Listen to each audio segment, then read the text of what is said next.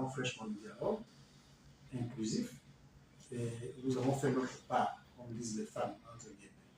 Notre part, c'est-à-dire que contribuer à la restauration des institutions, contribuer au développement, j'ai envie de dire, au Gabon de demain, à la naissance du Gabon de demain. Et nous avons pris part à ce dialogue en tant qu'experts, modérateurs de la sous-commission fonction publique. Et nous sommes satisfaits aujourd'hui de constater que toutes les résolutions qui avaient été actées en sous-commission l'ont été également en plénière et feront dans quelques jours objet de loi. Donc, même si je suis comptable parce que pour avoir pris part à ce dialogue, on peut aussi refuser un certain nombre de décisions puisque nous n'étions pas dans toutes les commissions. Et ce qui ressort de la commission politique, c'est que les partis politiques vont être revisités. J'ai envie de dire, la création, l'organisation et le fonctionnement des partis politiques va être revisité à l'avenir. Et quand nous regardons les dispositions qui ont été prises, je dis que c'est quand même un tout petit peu sévère pour les partis politiques. Nonobstant que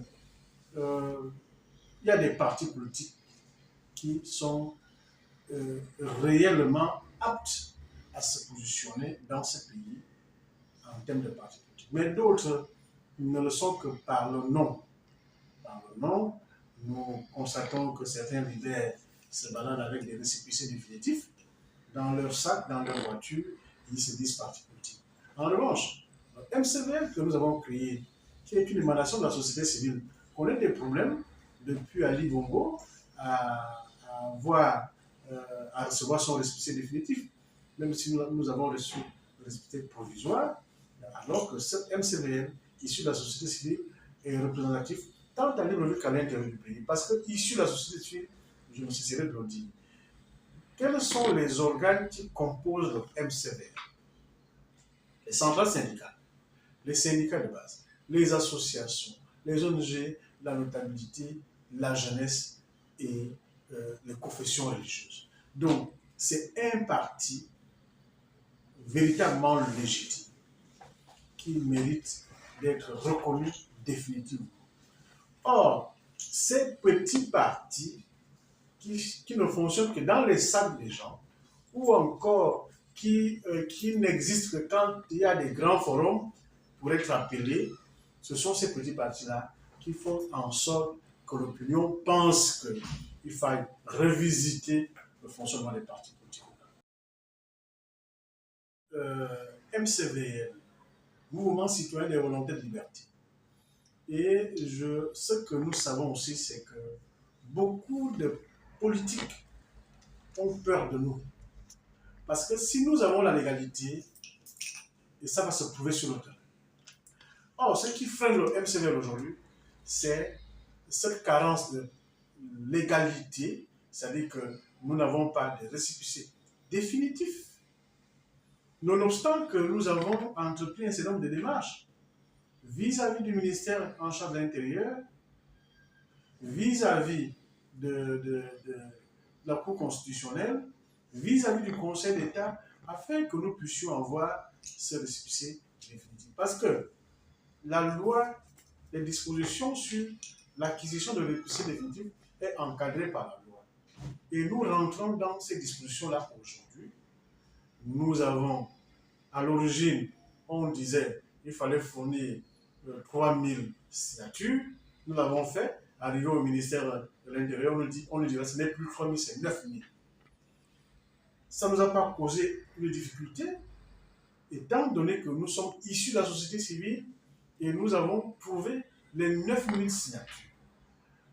Et je pense tout simplement que la loi n'est pas rétroactive parce que nous attendons tout simplement le récépissé définitif. Les nouvelles dispositions qui ont été prises vont être applicables ou appliquées aux nouveaux partis qui ont été créés. Ça, je le crois comme ça et c'est objectif.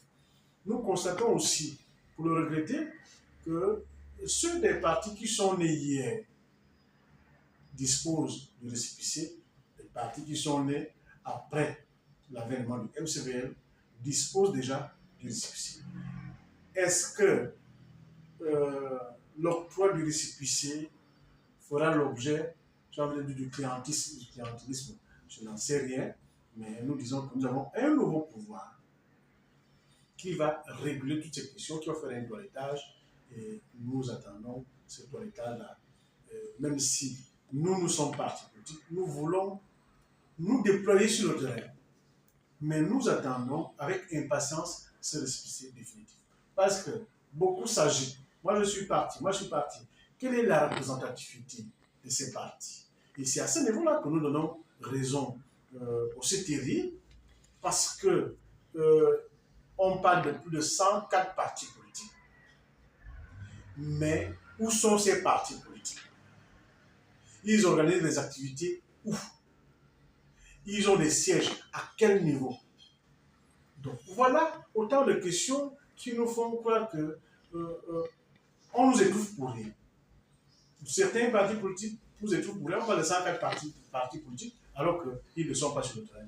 Le MCVL pour les Gabonais, le MCVL est là. Le MCVL a présenté un candidat à la dernière élection présidentielle et nous avons eu un pourcentage honorable parce que sur plus de 19 candidats, nous sommes sortis parmi les 5 premiers. Et pourtant, nous n'avons pas le récépissé définitif. Alors, donnez-nous le récépissé définitif et vous verrez le MCVL sur le terrain. Quand nous constatons que les Gabonais prennent ce pays pour une épicerie. Une épicerie parce que le Gabon a été géré pendant 14 ans comme une épicerie. Et on prenait quelqu'un qui venait de chez lui comme vulcanisateur, devenait un grand haut commis de l'État et achetait le Gabon. Et c'est ce qui crée la fuite des capitaux aujourd'hui. Je vous prends un exemple. Si vous allez dans les maisons de transfert d'argent, vous êtes journaliste, essayez un peu de faire le tour, menez cette enquête-là sur les sociétés de transfert d'argent. Vous verrez à quel niveau de flux de capitaux dont le Gabon est victime aujourd'hui. Par jour, par semaine, par mois, c'est énorme. Vous n'auriez plus que vos yeux pour pleurer. Mais c'est entretenu, c'est un système qui a été entretenu par le pouvoir Bongo, le pouvoir d'Ali Bongo, parce que c'est Omar Bongo qui nous amène à Ali Bongo, et Ali Bongo qui a mis le pays par terre. Donc, c'est un système que nous vivons depuis près de 56 ans aujourd'hui, et je ne sais pas, je crois que, parce que moi j'ai la ferme conviction que tout va être réparé, parce que ce sont les militaires qui sont au pouvoir aujourd'hui, les militaires ont une vision et des objectifs à atteindre. Parmi les premiers objectifs, les principaux, il faut rationaliser la question de flux de capitaux. D'une part. Parmi les questions d'urgence également, il faut poursuivre tous ceux qui ont géré ce pays et qui font l'objet des détournements. Parce que le fait n'est pas de le dire à chaque fois, mais il faut passer à l'acte. Il faut passer à l'acte.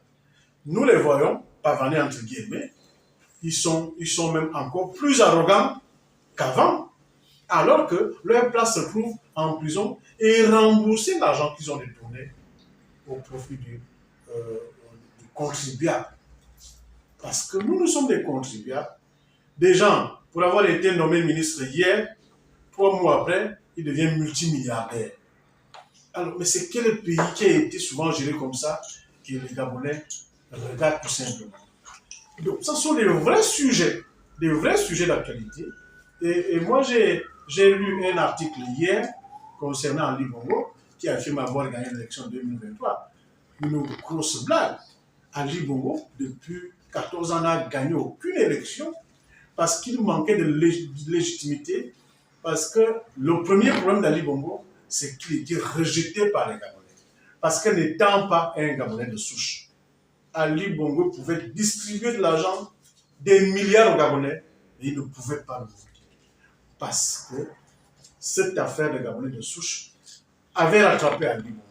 Et c'est pour ça que quand le dialogue national a adopté cette question, nous avons applaudi des deux mains.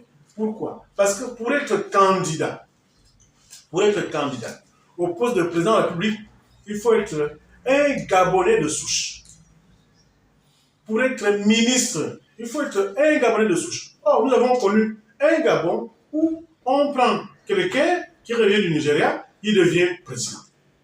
Nous avons connu un Gabon où on prend un blanc qui devient ministre de la Forêt. Nous avons connu un Gabon où on prend un Congolais qui devient ministre de l'Intérieur. Les postes de souveraineté. Nous avons connu un Gabon où on prend quelqu'un qui n'est pas Gabonais de souche, il devient ministre de la Défense. Ce n'était pas normal. Un Gabon où quelqu'un n'est pas Gabonais de souche, il est ministre de l'économie et des finances. Et comment le Gabon ne pouvait pas être la risée du monde? C'est pour ça qu'aujourd'hui, nous nous battons afin que nous puissions aller au référendum, voter cette nouvelle constitution qui va redonner le Gabon aux Gabonais.